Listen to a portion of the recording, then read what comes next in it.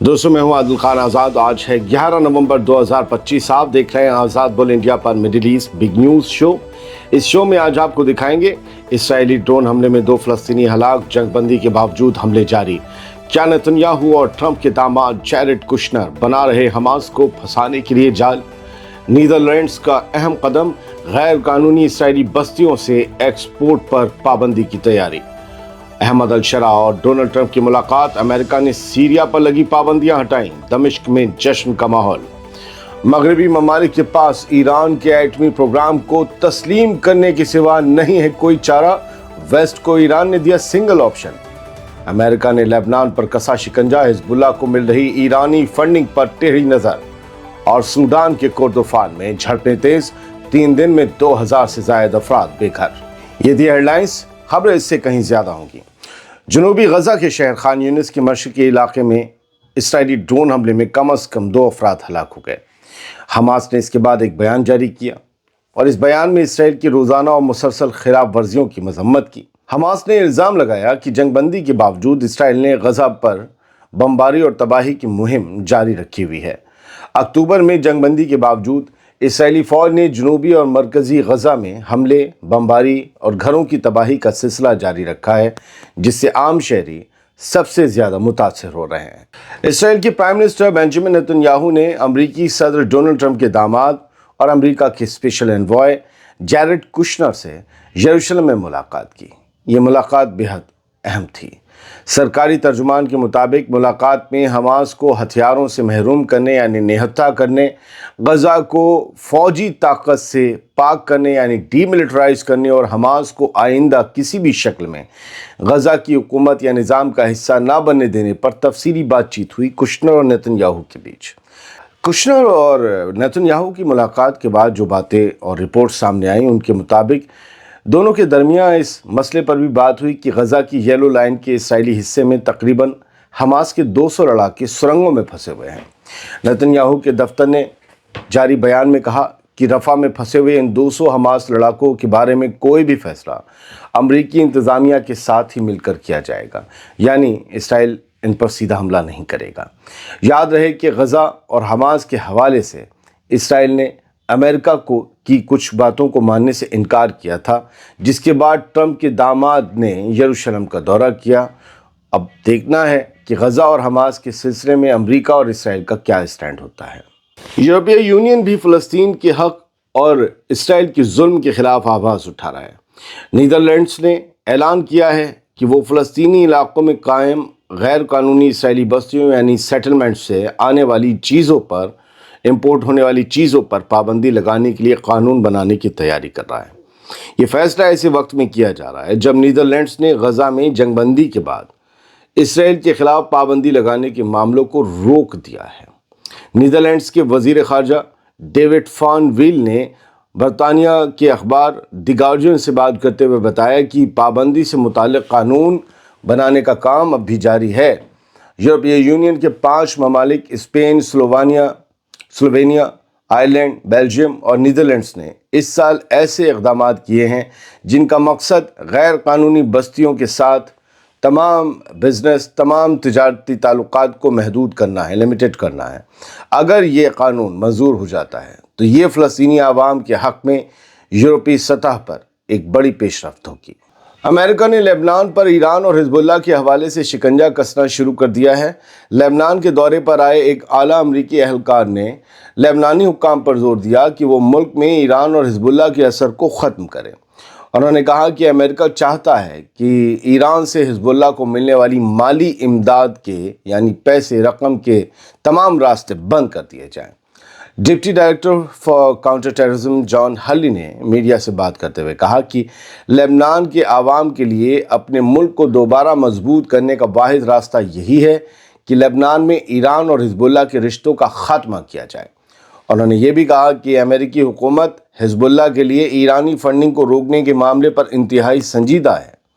America के महकमा ख़जाना के मुताबिक हिजबुल्लाह को दी जाने वाली इस फंडिंग का एक बड़ा हिस्सा नकद कारोबार और मनी एक्सचेंज कंपनियों के ज़रिए मुंतकिल किया गया।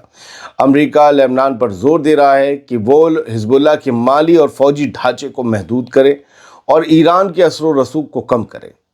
واشنگٹن کا امریکہ کا کہنا ہے کہ یہ اقدامات مشرق وسطی میں پائیدار امن کے لیے ضروری ہیں۔ ایسا لگتا ہے کہ مشرق وسطی یعنی کہ مڈل ایسٹ کے لیے امریکہ سے بڑا کوئی خیر خواہ نہیں ہے، لیکن سب کو پتہ ہے امریکہ کے لیے سب سے قریب اس کی محبت، اس کی جانو، اس کی سب کچھ صرف اس کے مفاد ہیں، اس کے انٹرسٹ ہیں، ریجن، لوگ، نسل، دوست، کچھ نہیں۔ بالآخر وہ ملاقات ہو ہی گئی جس پر پوری دنیا کی نظریں تھیں۔ شامی صدر یعنی سیریا کے صدر احمد الشرا نے کل رات وائٹ ہاؤس میں ڈونلڈ ٹرمپ سے ملاقات کی۔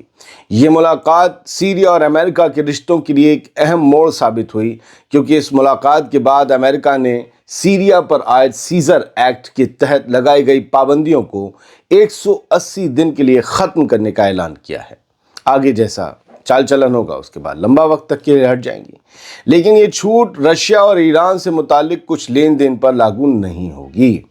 امریکی محکمہ خزانہ کے مطابق ڈونلڈ ٹرمپ سیریا کو ترقی دینا چاہتے ہیں، اس لیے سیریا کو ایک موقع دیا گیا ہے۔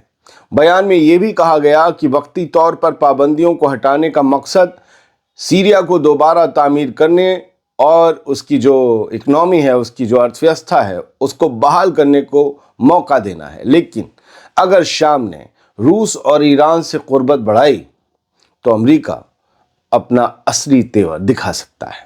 سیریا سے جڑی ایک اور بڑی خبر یہ ہے کہ احمد الشرا جو پریزیڈنٹ ہیں، ان کے حوالے سے ایک بڑا خلاصہ سامنے آیا ہے۔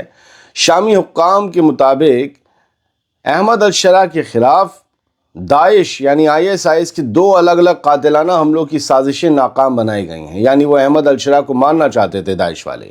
یہ خلاصہ ایسے وقت میں ہوا جب سیریا کی حکومت امریکہ کی قیادت والی عالمی اتحاد میں شامل ہونے کی تیاری کر رہی ہے، جو داعش کے خلاف کارروائی کر رہا ہے۔ اس اتحاد میں شامل ہونے جا رہی ہے سیریا کی حکومت۔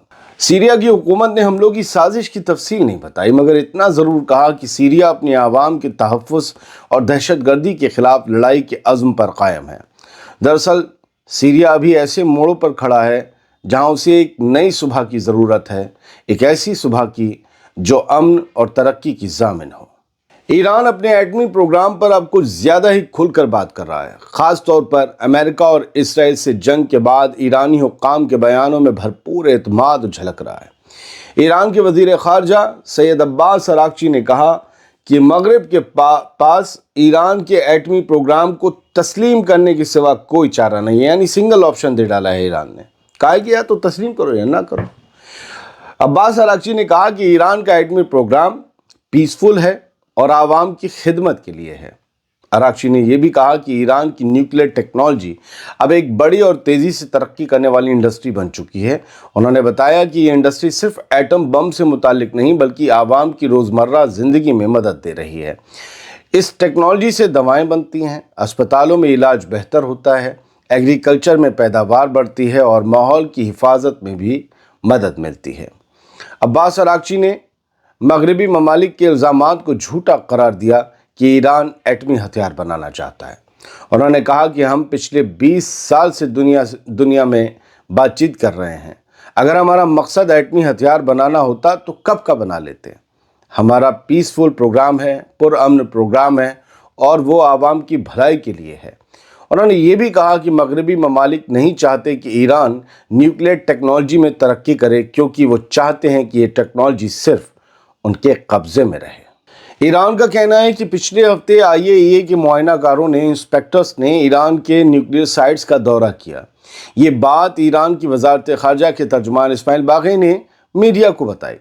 IAEA کے انسپیکٹرز کا یہ دورہ ایسے وقت میں ہوا جب IAEA نے ایک ہفتہ پہلے ایران سے کہا تھا کہ وہ ہمارے معائنہ کاروں کے ساتھ تعاون کرے، کوآپریشن کرے۔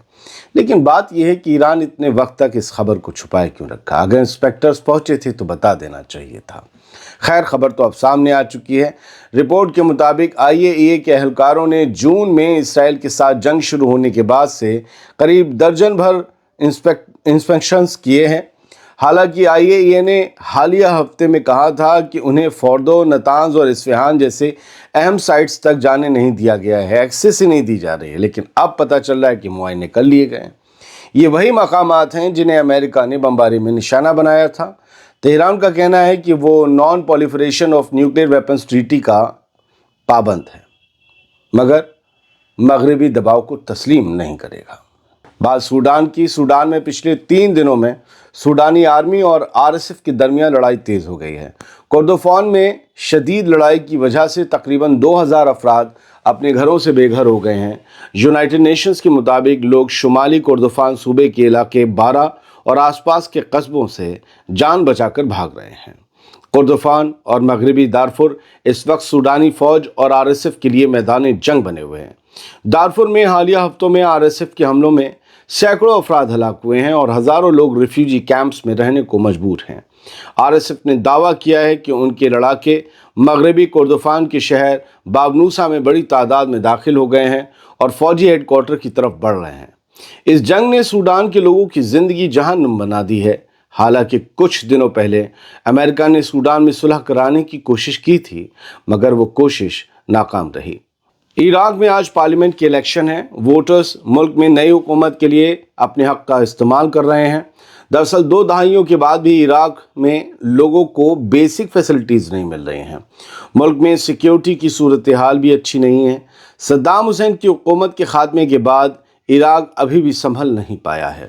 امریکی قبضے میں نے نہ صرف عراق کے سماجی ڈھانچے کو نقصان پہنچایا، بلکہ ملک میں بغاوت، فرقہ وارانہ تشدد اور غیر ملکی مداخلت کے دروازے بھی کھول دیے۔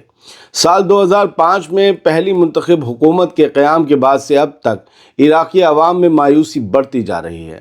مختلف حکومتیں آئیں مگر عوامی زندگی میں کوئی بہتری نہیں آئی۔ ملک کا نظام اب بھی وہی پرانے چہرے چلا رہے ہیں جن کے پاس ملیشیاؤں اور ہتھیار بند گروپوں کا اثر و رسوخ ہے۔ صدام کے زمانے میں عراق چمکتا تھا، عراق خوشحال تھا، نہ جانے کتنی پابندیاں تھیں، پھر بھی عراق اس طرح سے نہیں تڑپتا تھا جیسے آج تڑپ رہا ہے۔ UAE نے پانی کی قلت سے نپٹنے کے لیے ٹیکنالوجی کا سہارا لیا ہے۔ جی، متحدہ عرب امارات یعنی UAE اس کے آسمانوں میں پائلٹ چھوٹے ہوائی جہاز اڑا کر بادلوں کے اندر نمک کے ذرات چھوڑتے ہیں تاکہ خشک صحرا کی ہوا سے بارش برسائی جا سکے۔ اس عمل کو کلاؤڈ سیڈنگ کہا جاتا ہے اور یہ ملک میں بڑھتی ہوئی پانی کی کمی سے نپٹنے کی ایک بڑی کوشش بن چکی ہے۔ 2021 میں کی گئی ایک ریسرچ کے مطابق جن علاقوں میں کلاؤڈ سیڈنگ کی گئی وہاں بارش میں اوسطاً 23% اضافہ دیکھا گیا، جبکہ 2023 میں نیشنل سینٹر آف میٹرولوجی یعنی NCM کی ایک رپورٹ میں بتایا گیا کہ کلاؤڈ سیڈنگ سے سالانہ 84 سے 419 ملین کیوبک میٹرز تک پانی حاصل کیا جا سکتا ہے۔ فی الحال یہ تھیں کچھ بڑی ہیڈ لائنز، سوچا کچھ ہارڈ ہٹنگ کچھ سافٹ، سب آپ کو بتانا ضروری ہے۔ اب خبریں مڈل ایسٹ میں اپڈیٹ ہوں گی تو ہم شام کو ایک اور پروگرام لے کر آئیں گے۔ دیر سے آنے کے لیے معافی چاہتا ہوں، لیکن دلی اور NCR میں اس قدر ہوا زہریلی ہو رہی ہے کہ گلے سے ریلیٹڈ بڑی بیماریاں ہو رہی ہیں لوگوں کو، مجھے، بچے، بوڑھوں، جوانوں سب کو ہو رہی ہیں۔ تو اس حالات میں بولنا بڑا مشکل ہے اور ہمارا کام بولنے کا ہی ہے، تو ہم کیوں نہیں آئے آپ کو بتا دیا۔ سلامت رہیے، خوش رہیے۔